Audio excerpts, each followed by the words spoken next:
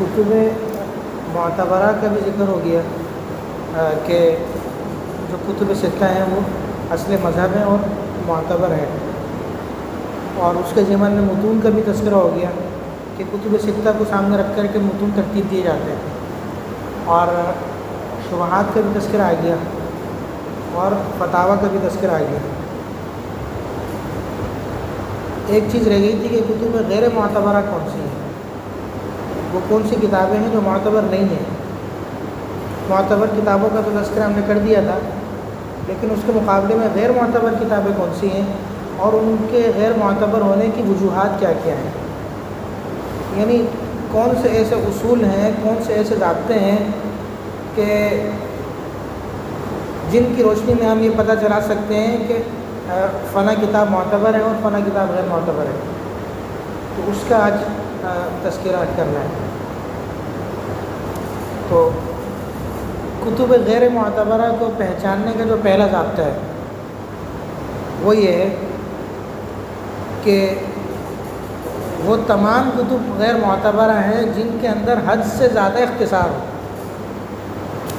اور اس قدر اختصار ہو کہ مسئلے کے سمجھنے میں خلل واقع ہو۔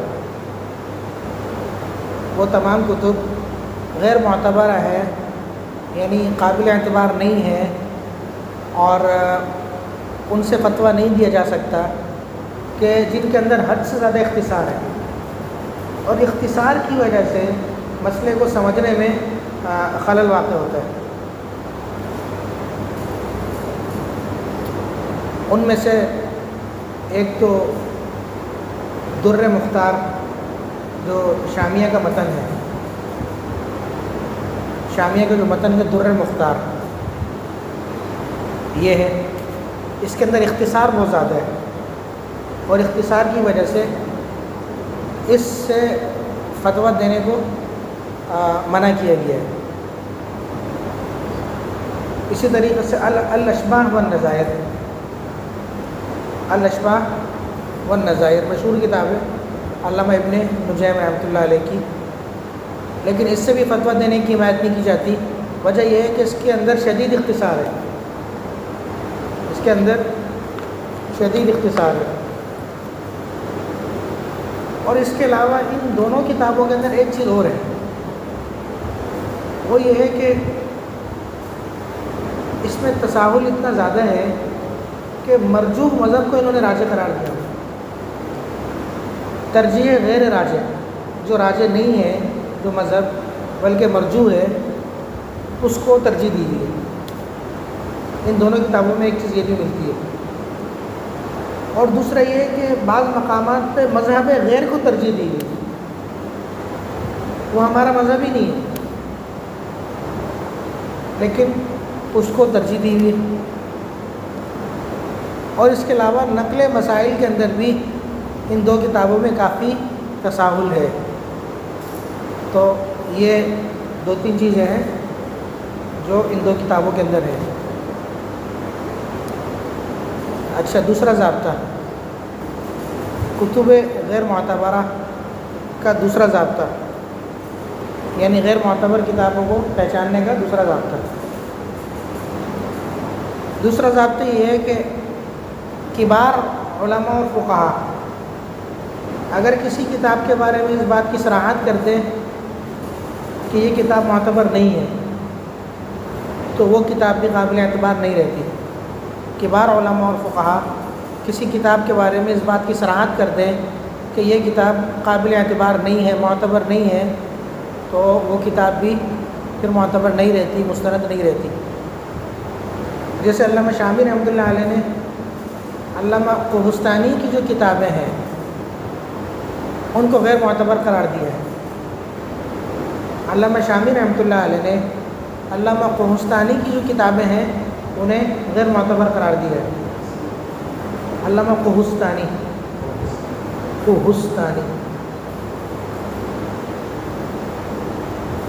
اور اگر اس کی وجہ بھی جایا جائے کہ علامہ قہستانی کی کتابوں کو غیر معتبر قرار کیوں دیا ہے، تو بظاہر وجہ یہ معلوم ہوتی ہے کہ انہوں نے رتب و یابس سب جمع کیا ہے، یعنی مستند اقوال اور مستند مسائل اور غیر مستند سب کو جمع کر دیا ہے۔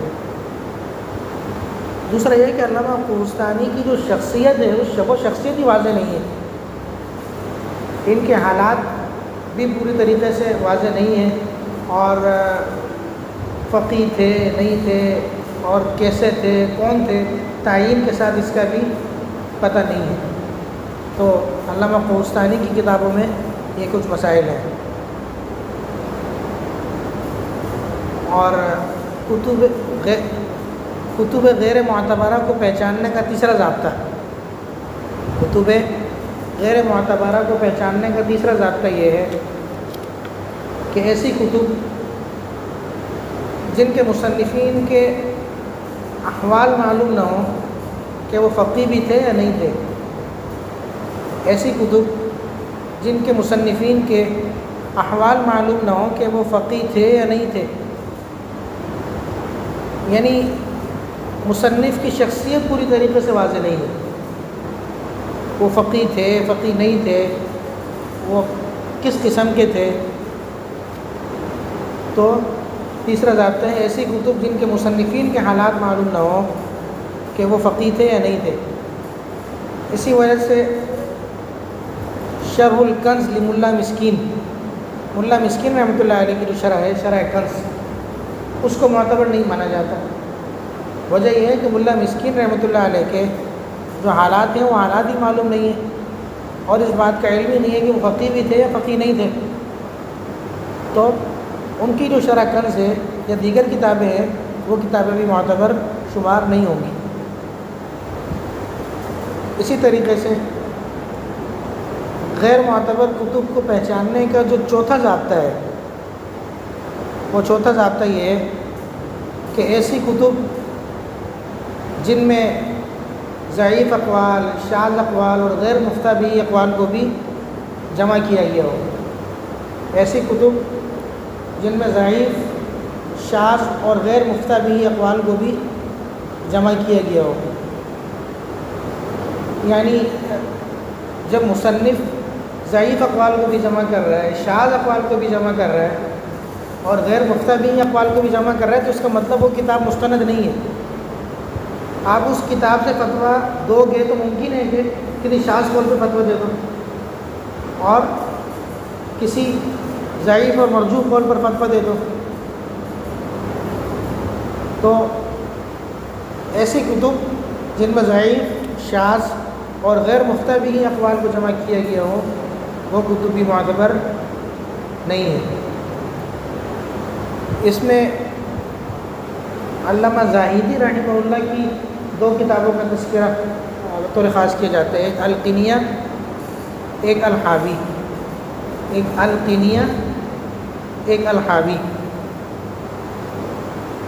علامہ زاہدی رحمۃ اللہ علیہ ویسے تھے تو بہت بڑے عالم اور چوٹی کے عالم تھے، لیکن ان کی کتابوں میں مسئلہ یہ ہے کہ ضعیف روایت کو جمع کیا ہے۔ ان کی کتابوں میں ضعیف روایت بہت کثرت سے ملتی ہے، تو ان کی دو کتابیں القنیہ اور الحاوی، یہ بطور خاص ان کا تذکرہ آتا ہے کہ یہ معتبر نہیں ہے، اور معتبر نہ ہونے کی وجہ یہ ہے کہ علامہ زاہدی رحمۃ اللہ علیہ نے ان کتابوں کے اندر ضعیف اقوال کو اور شاذ اقوال کو اور غیر مفتبی اقوال کو بھی ذکر کیا ہے۔ اچھا، غیر معتبر کتب کو پہچاننے کا پانچواں ضابطہ، غیر معتبر کتب کو پہچاننے کا پانچواں ضابطہ یہ ہے کہ کتاب کا فقہ کے علاوہ کسی اور موضوع پر ہونا،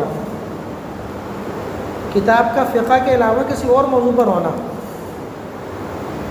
تو ایسی کتب بھی فتوے کے لیے غیر معتبر ہوتی ہیں، ایسی کتب فتوے کے لیے غیر معتبر ہوتی ہیں جو فقہ کے علاوہ کسی اور موضوع پر ہوں، جیسے حدیث کی شروحات ہیں، حدیث کی شروحات ہیں، ان سے فتویٰ نہیں دیا جا سکتا، شروحات حدیث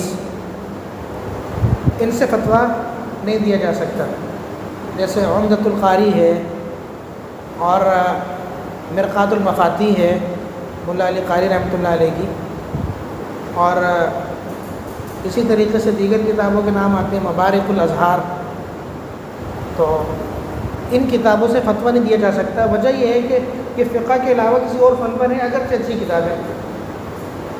ہاں پھر ان میں یہ تفصیل ہے کہ فتوے میں اگر اس کا حوالہ دینا ہے تو اس کا حوالہ ضمنی دیا جاتا ہے، یعنی پہلے کسی معتبر فقہ کی کتاب کا حوالہ دیں گے، پھر اس کے ضمن میں اس کا حوالہ اگر نقل کریں گے تو چل جائے گا. وہ اس وجہ سے چلے گا کہ ہم نے اس سے پہلے ایک معتبر کتاب کا حوالہ نقل کر دیا، وہ بھی یہ کہتا ہے اور یہ حوالہ بھی یہ کہتا ہے، تو یہ حوالہ اس کے ساتھ تو چل جائے گا. لیکن صرف اس کتاب کا حوالہ دیں تو اس پر فتویٰ جاری نہیں کیا جا سکتا. مثلا آپ جو متون معتبرہ ہے یا کتب ستہ ہیں ان میں سے کسی کتاب کا حوالہ دے دیں فتوے میں، پھر اس کے ساتھ اس کا بھی دے دیں، تب چل جائے گا. اور چلے گا ضمنی کہ وہ حوالہ بھی یہ کہتا ہے اور یہ حوالہ بھی یہ کہتا ہے، اس کی وجہ سے یہ معتبر ہوگا. اگر صرف اس کا حوالہ دے دیا کہ جواب لکھا پھر نیچے لکھا کہ اس طرح عمدۃ القاری میں، یہ نہیں چلے گا، کیونکہ یہ کتاب فقہ کے علاوہ کسی اور موضوع پر ہے، اور دیگر جو فقہ کے علاوہ جو دیگر موضوعات پر کتاب ہوتی ہیں ان کی نزاکتیں وہ نہیں ہوتی جو ایک خالص فقہ کی کتابوں کی یہ نزاکتیں ہوتی ہیں. اچھا، غیر معتبر کتب کو پہچاننے کا چھٹا ضابطہ، غیر معتبر کتب کو پہچاننے کا چھٹا ضابطہ یہ ہے کہ مؤلف کی طرف کتاب کی نسبت مشکوک ہو. مؤلف کی طرف کتاب کی نسبت مشکوک ہو. اسی بات کا یقین نہیں ہے کہ یہ کتاب فلاں بندے کی ہے بھی کہ نہیں. جب اس بات کا یہ علم نہ ہو کہ یہ کتاب ہے کس کی تو اس کتاب کا حوالہ کیسے دیا جا سکتا ہے، اور اس کو ہم ماخذ کا درجہ دے دیں اور مرجع کا درجہ دے دیں. مرجع کا ایسا تو ممکن نہیں ہے کہ اس کتاب کے مصنف کا علم ہی نہیں ہے،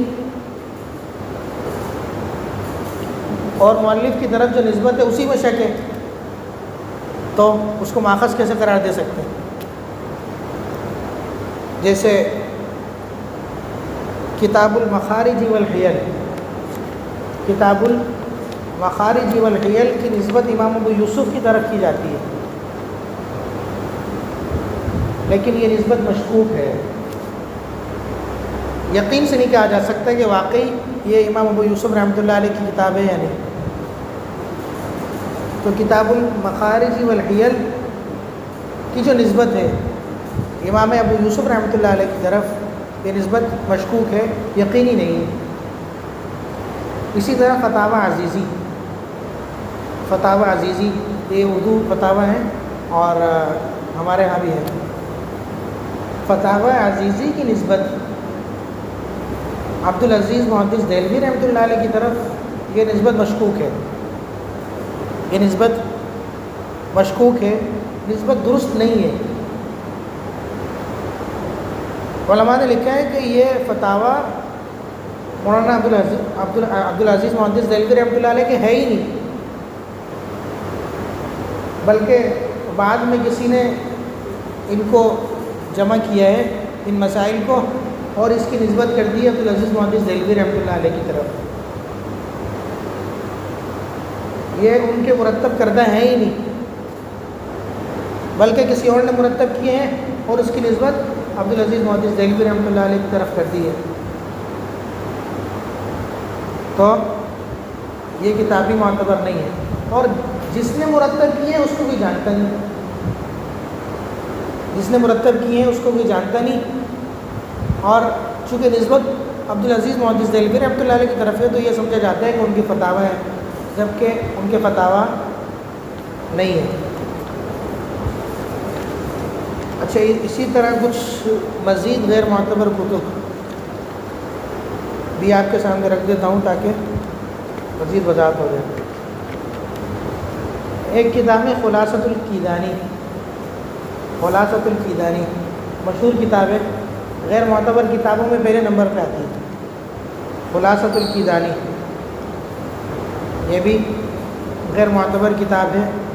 اور اس کے غیر معتبر ہونے کی جو وجہ بیان کی جاتی ہے وہ وجہ یہ ہے کہ اس کا جو مؤلف ہے وہ مؤلف غیر معروف ہے۔ خلاصۃ الکیدانی کا جو مؤلف ہے وہ مؤلف غیر معروف ہے کہ ان کے حالات کا علم نہیں ہو سکا، یا کوئی بھی ایسی چیز جو ان کی شخصیت کے اندر ابہام پیدا کرتی ہو، مکمل معرفت ان کی شخصیت کی نہیں ہوتی۔ اور اس کتاب کے غیر معتبر ہونے کی جو دوسری وجہ ہے وہ یہ ہے کہ غیر مستند روایات جمع کی ہوئی، روایات واہیہ غیر معتبر غیر مستند روایات کو انہوں نے اس کتاب کے اندر جمع کر دیا ہے۔ اور اسی طریقے سے غیر معتبر کتب میں ایک ہے المجتبہ، المجتبہ شرح القدوری، قدوری کی جو شرح ہے المجتبہ یہ بھی غیر معتبر ہے اور اس کا بھی اعتبار نہیں ہے۔ اور اسی طریقے سے السراج الوہاج، السراج الوہاج یہ بھی غیر معتبر کتاب ہے۔ اور اسی طرح کنز العباد فی شرح الاوراد، کنز العباد فی شرح الاوراد یہ بھی غیر معتبر کتاب ہے۔ اور اس کے غیر معتبر ہونے کی جو وجوہات بیان کی گئی ہیں ان وجوہات میں سے ایک وجہ یہ ہے کہ اس کے اندر احادیث موضوعہ، احادیث موضوعات کو انہوں نے کثرت سے ذکر کیا ہے، اور غیر مستند مسائل، غیر مستند مسائل کو بھی اس کتاب کے اندر جمع کیا ہے۔ کنز العباد فی شرح الاوراد، ایک تو احادیث موضوعات کو اس میں بھر دیا ہے، اور دوسرا یہ ہے کہ غیر معتبر جو مسائل ہیں ان کو بھی اس میں ذکر کیا ہے۔ اس کے علاوہ خزانۃ الروایات، خزانۃ الروایات یہ بھی غیر معتبر ہے، اور اس کے غیر معتبر ہونے کی جو وجوہات بیان کی جاتی ہیں ان میں سے ایک وجہ یہ ہے کہ مؤلف غیر معروف ہے، اس کی شخصیت کی مکمل معرفت حاصل نہیں ہو سکی، اور دوسرا یہ ہے کہ انہوں نے بھی غیر معتبر روایات کو اس کتاب کے اندر جمع کر دیا ہے۔ اس کے بعد جو غیر معتبر کتاب ہے وہ شرح النقایہ، شرح النقایہ، شرح النقایہ یہ بھی غیر معتبر کتاب ہے۔ اور اسی طرح النہر الفائق یہ کنز کی شرح ہے، یہ بھی النہر الفائق غیر معتبر کتاب ہے۔ اسی طرح شرح الکنز للعینی، شرح الکنز للعینی یہ بھی غیر معتبر ہے۔ اور اسی طرح قدوری کی شرح ہے الجوہرۃ النیرہ، معروف شرح ہے الجوہرۃ النیرہ، یہ بھی غیر معتبر ہے۔ اچھا، بعض کتابیں وہ ہوتی تو غیر معتبر ہے، لیکن جیسے میں نے ابھی ذکر کیا نا کہ کسی معتبر کتاب کا حوالہ نقل کر کے اور اس کتاب کا حوالہ دے دیں تب یہ چل جائیں گے۔ مثلا الجوہرۃ النیرہ ہے، الجوہرۃ النیرہ کا آپ حوالہ اگر دیں مثلا امام محمد کی مبسوط کے ساتھ، تو اس کا حوالہ چونکہ معتبر ہوگا اور اس کے ساتھ الجوہرۃ النیرہ کا حوالہ آئے گا۔ الجوہرۃ النیرہ اگرچہ غیر معتبر کتاب ہے اور اس سے فتویٰ نہیں دے سکتے، لیکن اس کے ضمن میں حوالہ چل جائے گا۔ لیکن ایسا نہیں ہو سکتا کہ ایک ہی حوالہ دیں اور وہ حوالہ الجوہرۃ النیرہ کا ہو اور اس کی بنیاد پر فتویٰ جاری کر دیں، ایسا نہیں ہو سکتا۔ اگر کسی کے ضمن میں لائیں گے تو اس کا مطلب یہ ہے کہ وہ جو قول ہم لائیں گے اس کی تائید اس سے بڑھ کر جو کتاب ہے اور معتبر ہے اس کے حوالے سے ہو جائے گی، کہ اس کا حوالہ بھی یہ کہتا ہے، اس کا حوالہ بھی یہ کہتا ہے، مطلب اس کی یہ بات درست ہے، تو ضمناً چل جائے گی۔ اسی طریقے سے المحیط البرہانی مشہور کتاب ہے، المحیط البرہانی، آپ کبھی یہ کتابیں جا کے دیکھو، لائبریری میں بھی ہوں گی اور دارالفتہ میں بھی رکھی ہے۔ المحیط البرہانی کے بارے میں بھی یہ کہا گیا ہے کہ یہ غیر معتبر کتاب ہے، اور اس کے غیر معتبر ہونے کی جو وجوہات بیان کی گئی ہیں وہ یہ ہے کہ اس نے رتب و یابس کو جمع کیا ہے، مستند غیر مستند ساری باتوں کو جمع کیا ہے، لیکن حقیقت یہ ہے کہ یہ بات درست نہیں ہے۔ علماء نے اس کا رد کیا ہے کہ المحیط البرہانی کی طرف یہ جو نسبت ہے یہ نسبت درست نہیں ہے، اور ایک نسبت یہ بھی ہے اس کی طرف کہ یہ ایک نادر کتاب ہے، تو اب نادر نہیں ہے، پہلے نادر تھی، اب تو اس کو بڑے اہتمام سے چھاپا گیا ہے اور اب نادر نہیں ہے، اور یہ جو اس کی طرف نسبت ہے رتب و یابس کی، یہ نسبت بھی درست نہیں ہے، اس پر کلام ہوا ہے۔ اچھا، کچھ مزید کتابیں بھی لکھ لو۔ فتاوی طوری، فتاوی طوری سے یہ بھی غیر معتبر کتب میں اس کا شمار ہوتا ہے۔ اسی طریقے سے فتاوی ابن نجیم، فتاوی ابن نجیم، علامہ ابن نجیم رحمۃ اللہ علیہ کے جو فتاوی ہیں، اور اسی طریقے سے فتاوی صوفیہ، فتاوی، ان دونوں کی جو وجوہات بیان کی جاتی ہیں کہ کیوں یہ غیر معتبر ہے۔ غیر معتبر ہونے کی وجہ یہ ہے کہ احادیث موضوعہ اس میں جمع ہے، احادیث موضوعہ کو ایک جمع کیا ہے، یعنی کافی تعداد میں احادیث موضوعہ ذکر کر دی ان کتابوں میں، اور پھر ان کا حکم یہ بیان کیا جاتا ہے کہ جو متفق مسائل ہیں، متفق علیہ مسائل جو معتبر کتابوں میں بھی ہیں، وہ مسائل تو لے لیے جائیں، اور کسی معتبر کتاب کے ضمن میں اس کا حوالہ تو قبول کر لیا جائے، لیکن جو مسائل متفق علیہ نہیں ہیں ان کی تائید کسی اور کتاب سے نہیں ہوتی، ان مسائل کو چھوڑ دیں۔ یہ اس طرح ان کے حوالے لگا دی جاتے ہیں۔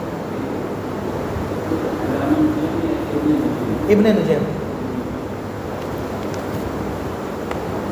اچھا، اسی طریقے سے فتاوی ابراہیم شاہی، فتاوی ابراہیم شاہی کا بھی تذکرہ آتا ہے، اور اسی طرح دو کتابیں اور ہیں، نوازل للسمرقندی اور البنایہ، بنایہ مشہور کتاب ہے، بنایہ، اور اسی طرح نوازل للسمرقندی۔ ان دو کتابوں کی جو وجہ ہے غیر معتبر ہونے کی وہ بڑی عجیب ہے۔ وہ وجہ یہ ہے کہ یہ کتابیں غلطیوں سے بھری پڑی ہیں۔ هذه الكتب ملیئۃ بالاخطاء، کہ یہ دو کتابیں غلطیوں سے بھری پڑی ہیں، اور دوسرا یہ ہے کہ ان کتابوں کے اندر ندرت ہے، یہ کتابیں نادر ہیں۔ اگر ان کی غلطیاں دور ہو جاتی ہیں اور ان کی ندرت ختم ہو جاتی ہے تو ان کتابوں کو بھی بطور حوالہ استعمال کیا جا سکتا ہے۔ جو دو وجوہات ہیں غیر معتبر اور غیر مستند ہونے کی، یہ دو وجوہات اگر ختم ہو جائیں، ایک اس کی جو اخطاء ہیں وہ ختم ہو جائیں، اور دوسرا یہ کہ اس کے اندر جو ندرت ہے، یعنی یہ کتابیں نادر ہیں اور بہت زیادہ شائع نہیں ہیں اور آسانی سے ملتی نہیں ہیں، تو یہ چیز بھی اگر ختم ہو جائے تو ان کتابوں کو بھی بطور حوالہ نقل کیا جا سکتا ہے۔